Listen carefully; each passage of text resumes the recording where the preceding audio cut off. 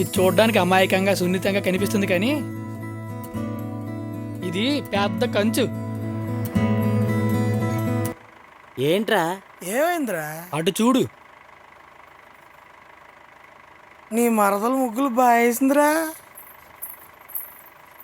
అబ్బా ముగ్గు భలే వచ్చింది కదా.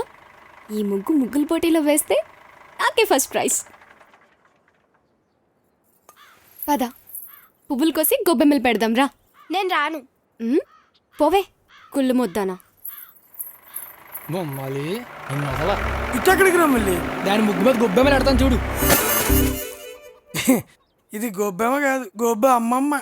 అయ్యో మీ అక్కేదే లోపల పూలుకొస్తుంది. వచ్చా అమ్మదేవి, నీ ముగ్గుకి ఫస్ట్ ప్రైజ్ ఇచ్చా. దా వచ్చి తీసుకో. ఏంట్రా ఏం చేసావురా?